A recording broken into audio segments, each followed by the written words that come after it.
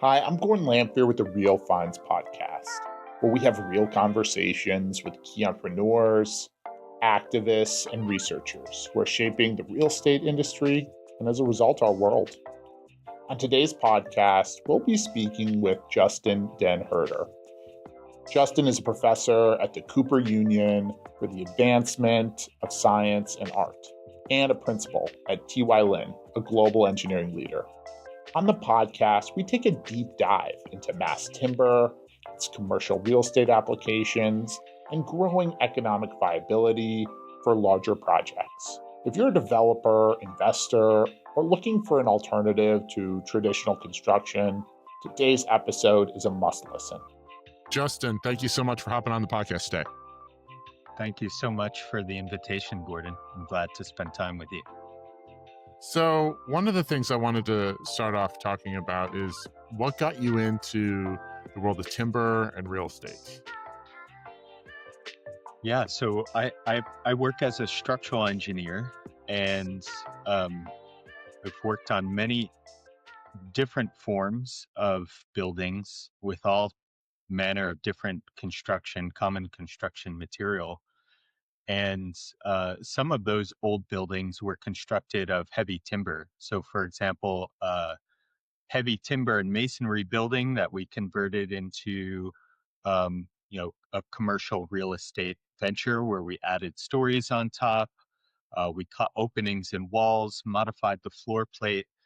And I was really enamored with that experience, which differed from my experience building, designing new buildings. Um, and over time, I began to understand and learn about this emerging technology of mass timber, which to some degree has been around for quite some time. It's gaining more traction as new elements of mass timber come to market. So I began, just out of curiosity, partly, but partly out of a sense of purpose, and it was quite intentional because the manner in which we've been designing and constructing buildings and the materials that we use actually contribute pretty significantly in terms of energy production and what we call embodied carbon, which contributes to climate change quite substantially. Uh, Data will tell you that 40% of human generated um, carbon emissions come from the built environment. Mass timber plays a key role in that I'm sure we can touch upon. But in summary, it is a low energy, low carbon building material that is also a renewable resource. We can grow more trees. We can't easily, at the moment, grow more iron ore. So, I mean, I grew up in my grandfather's wood shop, and I've seen a lot of wood in my day. I'm also a fourth generation developer and broker, and I rarely see significant amounts of wood on your average construction site. So I'm curious, like, what makes mass timber structurally competitive when we're talking about building multi-story buildings? Yeah, I'm sure you have fond memories of being in the workshop, the smell and the feel of that place. And I think that is part of the appeal of mass timber buildings, the look, the smell, and there are many studies of the benefits to human mental and physical health of being in a space like that. Um, in terms of the benefit of timber as a building structural material, it is partly that the experiential qualities, the health benefits, but timber has been a construction material. It's one of the oldest construction materials that humans have used. There is a bit of a misnomer that timber can't be durable, but in fact, some of the oldest human-made structures in the world are timber structures that have been standing for hundreds, even thousands of years, especially in Asia, even in high seismic zones.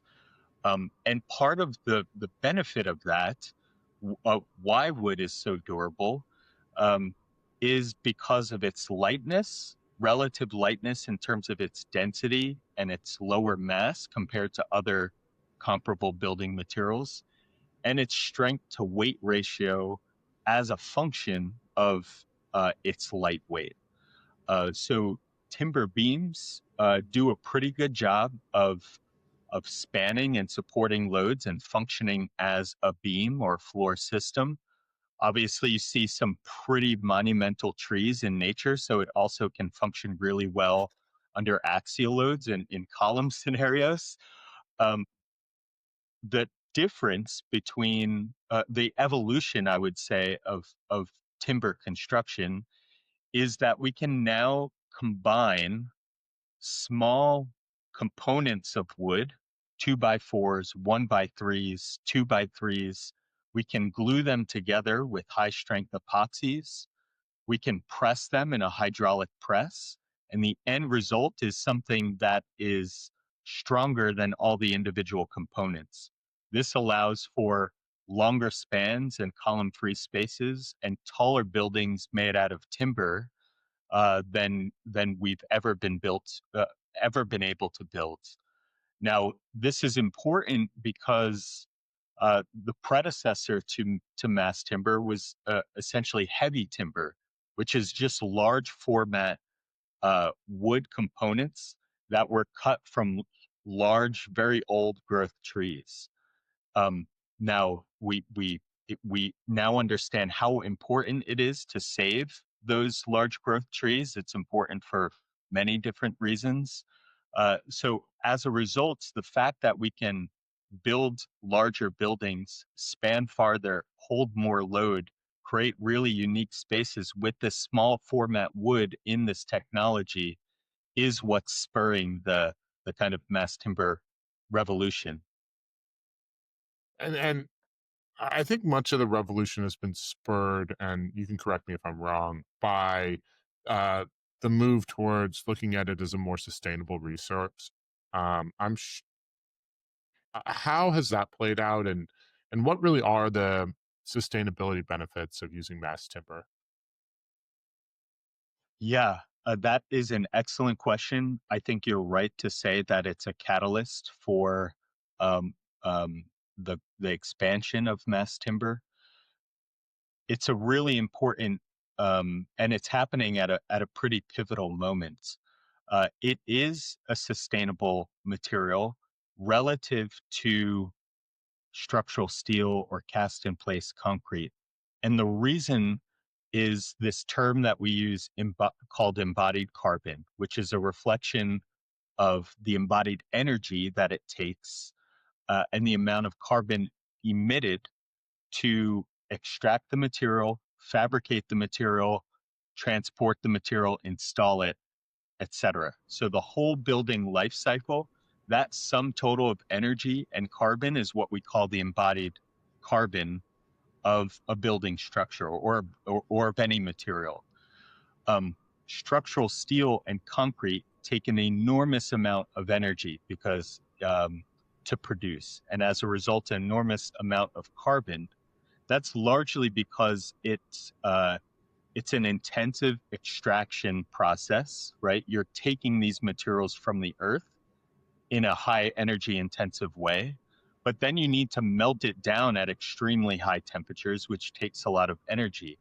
Juxtapose that over against mass timber, which does take energy, right? To harvest wood from a forest, to bring it to a fabrication plant, and to create a piece of mass timber, you need to typically kiln dry the wood.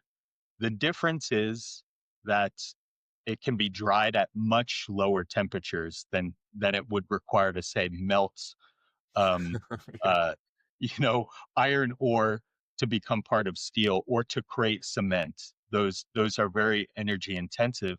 And the last component, which I already touched on a little bit, is that we can easily regrow trees within our lifetime. So if if uh, if we design a mass timber building, we calculate that volume of wood within that building. We can equate that to a number of trees. plant, in theory, that same number of trees, and in 80 years or so, we can have regrown the material that went into that building. And that's really why this is so important, to be thinking about the reciprocity between what we're building as humans and what exists in nature, to set ourselves up for multi-generational success and multi-generational resources. Yeah, and my wife grew up in timber country. I think that there's a lot of people out there that don't understand the way in which timber can grow and be harvested as a viable economic resource, and actually as a form of decarbonization. Um, That's right. I, I'm curious, when we come down to things, ultimately, decarbonization is great, but the primary driver of most economic activity is economics. So, That's right. so what are the economics and the investor demand for mass timber, particularly on the construction of larger buildings? Um, so I I want to preface this by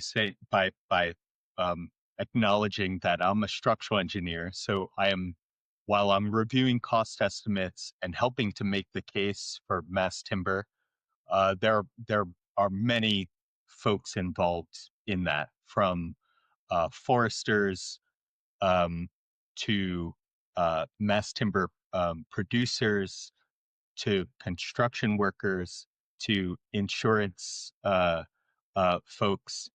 All of these play a key role in establishing how much it costs to create a mass timber building. Um, but what I will say is, my experience here is, it's important to acknowledge that we are in North America at the threshold of building more mass timber buildings. As a result, there are things that we need to raise awareness about. There are things that we need to learn, and we need the experience collectively to get to essentially use a weightlifting analogy. We need to get more reps so that we better understand the material and understand how to design and construct with it. So I I feel I've had many projects um, with sustainability desires express interest in mass timber, and mass timber has kind of fallen by the wayside as a viable option because of economics early on in the project or in the process, which is unfortunate, but it is the reality that there is still lack of familiarity with different components of mass timber buildings. There are restrictions within building codes, for example. So there's a lot that we need to learn. Personally, I don't feel that there is a cost premium for the material. I think over time, as we get more experience, we will see that it will become more and more economically viable, and therefore mass timber will be pushed to the fore. In potentially even of just a few years' time. Things move quickly here in the United States. Um, uh, as we gain more experience and as things become more economically viable, I think the cost premium is predominantly due to the lack of familiarity and limited options. As more mass timber suppliers and fabricators come onto the scene, as building codes understand that this is truly a viable material for buildings from 0 to 18 stories tall and potentially even taller than that, we'll see it proliferate more. And I think the market will work out the cost premium, quote unquote, components of that. So I know you mentioned unfamiliarity as a driver. Can you dive into that a little bit more? Yeah, I can. When we say unfamiliar, when I use the term unfamiliarity, um, that does sound contradictory to a statement I made earlier that we've been designing with timber for hundreds, if not thousands of years as humans. The difference is in the material itself, in its makeup. So um, unfamiliarity in this case um, has to do with code restrictions or code limitations, making sure that the building is safe from a fire protection standpoint, from a moisture protection standpoint, because there are epoxies in most mass timber components, not all, but in many of them. It adds the added complication that you need to very closely monitor moisture content within these elements, from the moment of fabrication through the point of enclosure of the building, right? And if that moisture content isn't monitored and staying within a certain range, it can create issues. It can create issues like mold or staining. In extreme examples, it can have an effect on the material properties and the strength and stiffness properties of the wood. But that said, wood is quite adaptable to moisture if it's properly maintained through the process of fabrication to construction. It can quickly dry out and be one of the most durable materials on the planet. From a fire protection standpoint, we shouldn't shy away from it. Wood is a combustible material. We should embrace that fact and understand how we deal with that. So, what is great about wood is that there's a lot of testing, there's a lot of data about how wood performs in a fire event, and it actually behaves in an extremely predictable manner. So, if we know that by code, if we have a building of a certain type of commercial building, and we know that that has to have a 1 hour rating, 1 hour fire rating, that means if there's a fire event of a certain magnitude, the building needs to stay standing and stay stable for 1 hour to give folks enough time to get out of the building safely. If we know the species of the wood, we can, with tried and tested equations, understand how much larger we need to make that member in terms of wood volume to achieve that 1 hour rating. And what is so remarkable about wood is that it has its own fire protection mechanism embedded within it, which is the effect of charring.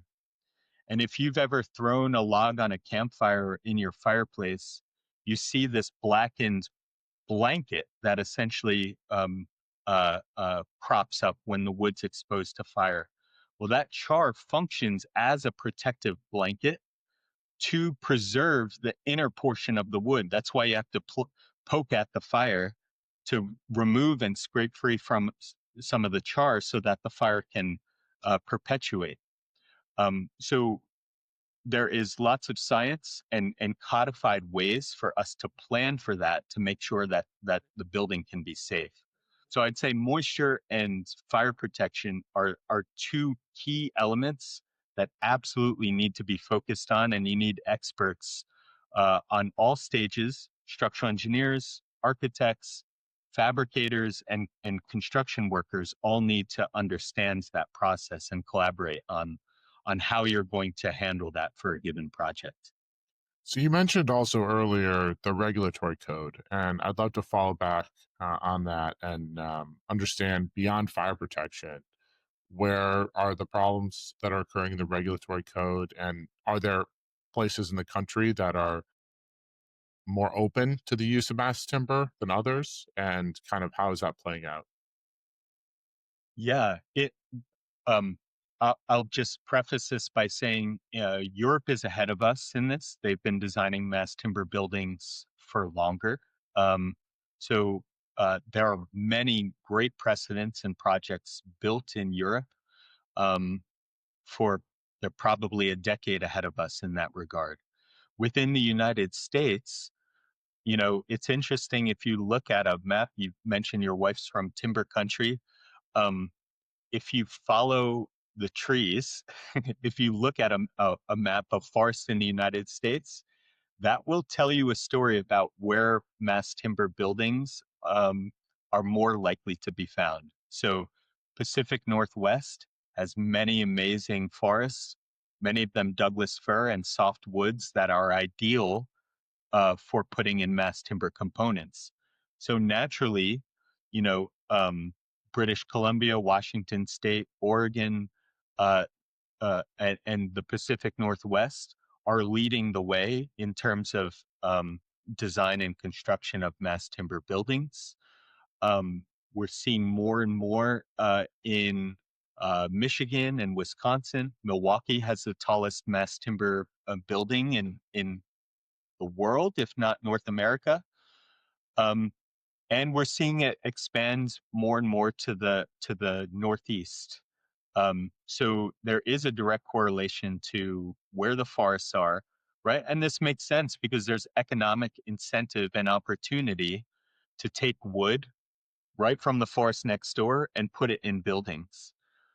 Now, how that correlates with building codes um, at a very high level, codes in the Pacific Northwest have been on the forefront of embracing mass timber and accelerating what is possible in mass timber as sort of somewhat of an incubator, or they're paving the way. They're showing the rest of the country the way. Um, in a place like New York City, where I am based, um, you know, it is quite a unique scenario. It's a very dense urban environment. We have different challenges um, uh, with respect to adaptation of mass timber buildings as a result of that. So many jurisdictions, New York City included, in the northeast portion of the country, have been slower to adopt mass timber, but the adoption is happening. Most city building codes are founded on the International Building Code, the IBC. The latest version of IBC allows up mass timber buildings up to 18 stories by code. Projects like the Ascent in Milwaukee, the tallest mass timber building, those take a prescriptive approach. So there, the local building department and building officials say, if you show us the data, if you show us the analysis and prove it out, um, we will approve it on the basis of empirical testing, rigorous structural analysis, and we'll allow you to go above and beyond the code because we want to be early adopters of this new technology. So it is quite a range, but there is a direct correlation to where forests are and where timber fabricators are. So let's talk about where some of the properties that have been successful and examples of successfully deployed mass timber are. I'm curious, what do you think some of the best case studies are of successful projects, both from a structural view and kind of an economic view as well? Yeah, since we're here in the context of commercial real estate, I would say that Hines has created some really beautiful mass timber buildings, and they were pioneering in that sense. Their T3 building in Minneapolis was a very early adapter of mass timber technology in a commercial setting. So that's a very important precedent. In the Pacific Northwest, there's a project called Brock Commons, a residential hall. And that was the first mass timber project in North America to really push the limits from a height standpoint, 18 stories tall. I don't recall exactly when that was built. I want to say 2017, 2018, something like that. Uh, so those are two examples. We've touched on Ascent in Milwaukee, again pushing the boundaries of height. Um, I'm curious and interested and passionate about bringing these opportunities to the Northeast, which is primarily where I'm practicing. And I've been working on a really intriguing project with the architect Herzog Demeron and Sasaki at Amherst College. There's a great example of a mass timber project in the Northeast at UMass Amherst, the Ulver building that was completed in around 2018. That was the first new mass timber building that I was exposed to and really intrigued by in our backyard, so to speak. Beautiful projects. Lears Weinzappel was the architect for it. And years later, we got the fortunate opportunity with Herzog Demeron and Sasaki to design a mass timber building for Amherst College, right down the road from UMass Amherst. And we were going to design a new construction mass timber student center and dining hall for that for Amherst College as part of their newly rolled out sustainability campus master plan. Given our experience with adaptive reuse projects and reusing existing buildings, we actually guided the team during concept design. We said, yeah, we've worked out 70 different beautiful concepts of mass timber buildings with Herzog Demeron, all of which would be world-class buildings. But even though it was mass timber, it's still not as sustainable as trying to reuse the existing building that was already on the site that was proposed for this new student center.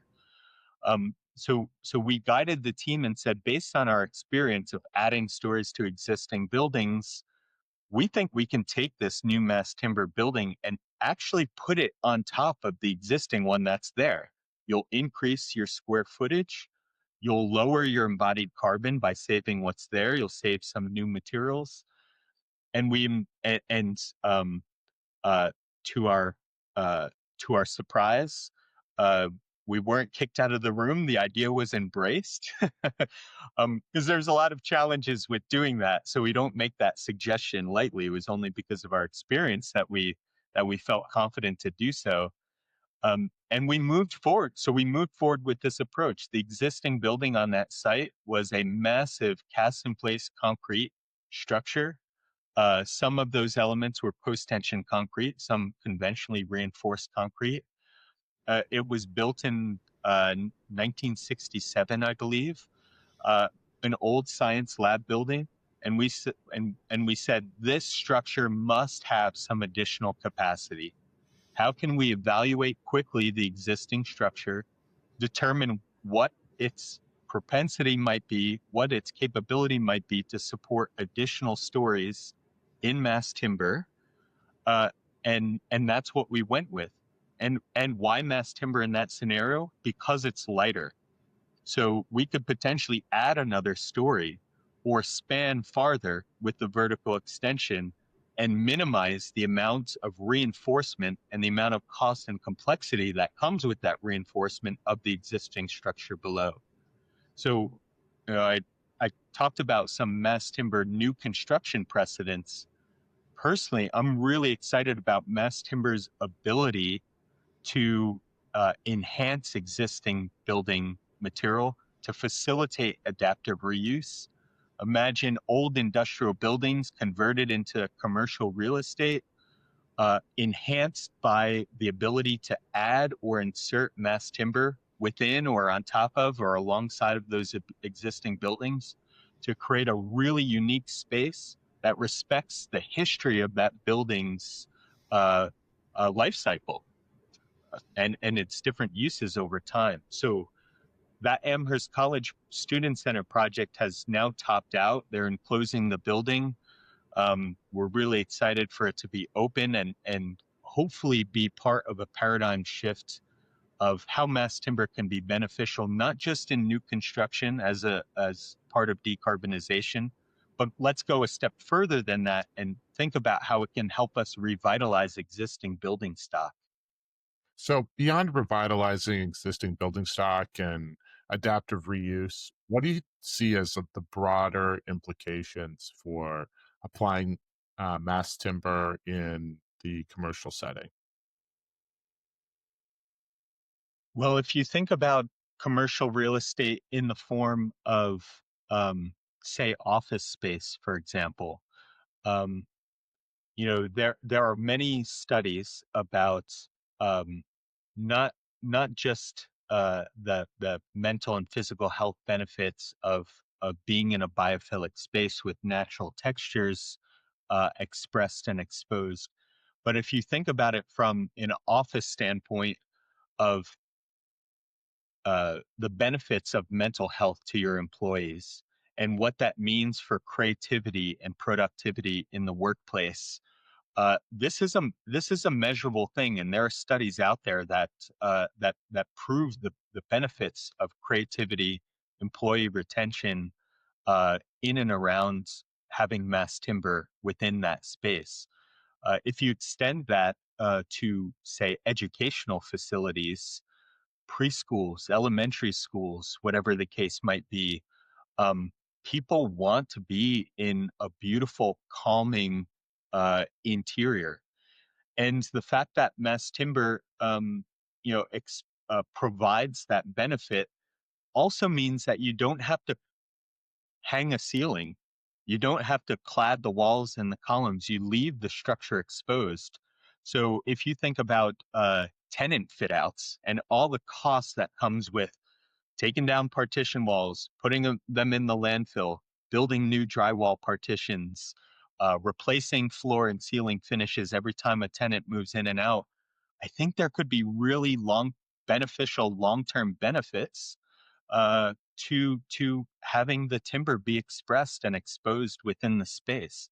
So that's probably just the tip of the iceberg, Gordon, but those are some of the immediate benefits that come to mind. Beyond some of the benefits we discussed and some of the issues we discussed, what do you think your average developer or your average investor gets the most wrong about mass timber?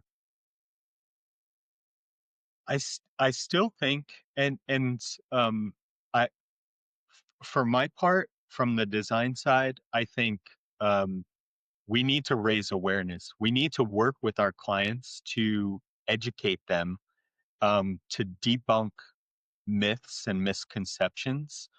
Uh, I touched on uh, the fire component and fire safety. I still think there is a common misconception from developers, from insurance providers, and people who are assessing risk, that because it's wood, that you're building a tinderbox, and mass timber, by virtue of its massiveness, behaves very differently in a fire scenario than, say, stick built balloon framed wood construction, which will go up in flames like a tinderbox. That's why we have to encase it in drywall and protect it.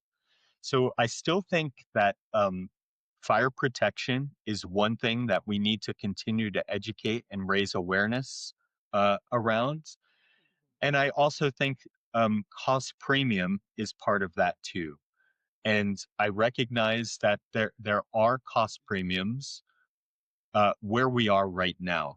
And I think that is, again, just our collective lack of experience, our lack of built examples. Um, and and here is where, if, for a second, I can just touch on, in my mind, this is the importance of public projects and public architecture, because in most jurisdictions, it is very challenging to build a building for public agency on time and on budget. Um, the process can be very bureaucratic and challenging, um, and and I think that's a fact in many places. But here in New York City, I have the privilege of having completed design on three mass timber projects that we hope will go into construction within the upcoming year. And I just think having public architecture where all people, can go experience, smell, touch, and see just how beautiful these buildings are, I think that will be a catalyst for the private sector. If the public sector can do it, certainly the private sector can do it. Because I'm telling public sector, the private sector is doing all of this. We're getting projects built on time, on budget. Like, you need to consider the ways in which the private sector is operating efficiently to get things done. But then on the vice versa, if we have a few uh, public projects that are really sticking their neck out there to embrace this new technology uh, on works of civic architecture, I think that can be part of the benefit that the public sector can bring to the private sector. And I really hope that becomes part of the catalyst for the private sector to be more open-minded about adopting mass timber. So we've had a great conversation thus far. And one of the things that we always like to do to wrap up our conversations is go into our final four. One of my favorite questions I love to ask is, where do you see commercial real estate and commercial architecture going 10 years from now? So there is where it will go, and I hope it is where I hope it will go. Those might be two slightly different things, but I hope they're aligned. So I'll talk about it from what I hope, in hopes that I'll help conjure up this future. I think I hope that we will see more mass timber buildings as a result of people seeing aligning the economic opportunities with this beautiful, very exciting material, and that we will see the market side value catch up to that to help us more easily make the case that more commercial real estate should be mass timber. And I think the other aspect of that, so that can be the push from the private sector component, that mass timber is in every conversation as a viable construction building material for almost every project. From the public side, I would love to see, and I don't mean this in any sort of a punitive way. I think we need to understand the data of how much energy and how much carbon goes into our buildings, so that we can make more informed decisions as individuals, as design teams, as real estate developers, as city agencies. At every level, we need to have the data so we can understand how we're doing. Our and we've done a remarkable job on this in the past decade on operational carbon. Our buildings have become extremely energy efficient, and regulations have caught up to that and are holding folks accountable to really high energy efficiency standards. We need to mirror that, but now the focus needs to be on the embodied energy and the embodied carbon within our building materials. So I think we will see within the next decade a similar kind of tracking mechanisms and policy, but also market opportunity around understanding a building's portfolio and the embodied carbon and the embodied energy within that. And that will help us lead to more opportunity, I hope. So one of the ways that we like to find more opportunity is improving ourselves. And there's a lot of younger listeners to our podcast. And I'm curious, Justin, if you had to look back at yourself, say in your early 20s, and give yourself one bit of advice, what would it be? I love this question. I try and embed some level of reflection at different time scales. Daily, what was the best thing I did today? What did I despise that I had to do today? I think about that weekly for, I try and make this a habit. And of course, I think about it annually. So you offering that question now over the context of a decade, almost 2 decades now that I've been an engineer. I'm not as young as I once was. Is a really wonderful question. For me, I have two answers, or two parts of an answer to that. First would be to consider the why, not just the how. And I found in my engineering education and early on in my career, it was about becoming technically excellent, knowing my stuff inside and out for all building materials, for every type of building design, and that came across my desk. And that's the right thing to do early on in the career, in one's career. And it was the right thing for me to do too. But I never thought about the why in terms of uh, what are the buildings that I'm part of creating? Who are they serving? What are they for? And to what end? Should I be working on this? Is this just because we can create an incredible um, analysis model or rendering of a project does not necessarily mean that it should be built or be built that way, right? We need to think about the implications on the natural environment, on the local community and the place where we're building that building, making sure the building's in the right context, that it is for the community to the degree that it can be, but also that it is where the material sourced from and how is it affecting the material, the folks in that place. So thinking about the why in the build in my career is a big part of where I am now that I wish I was thinking about a little bit earlier in my career. And then the second component of that, Gordon, sorry for the long answer to this, but I am Totally passionate about fine. Yeah. this, um, is to embrace, um, in my context, embrace my non-engineering passions. And if you have young commercial real estate developers out there, think about the things that make you unique, your passions, your hobbies. They are not separate from you as a developer. And I say over the course of my own career, I love reading and writing and poetry. I love trees. Um, and to begin to think about how structural engineering and poetry and trees are interrelated rather than separate compartmented aspects of who I am has actually been a catalyst for my career because it's helped me focus my energies. This is what I want to do. I want to work on mass timber buildings that support healthy forests, and do it in a way that is poetic, creating elegant, efficient, equitable buildings that have a wonderful reciprocity with the natural environment. So, I jokingly with my team here use the term uniqueness, but I replaced the U with YOU. So, what is your uniqueness? What is it that makes you distinctly you? And how can you infuse that into what you do for your occupation? So, Yeah. I wish I had thought about that 18 years ago. Well, I think that's lovely. I'll say definitively around here, we've really worked hard to and economic empowerment and community revitalization is so near and dear to my heart.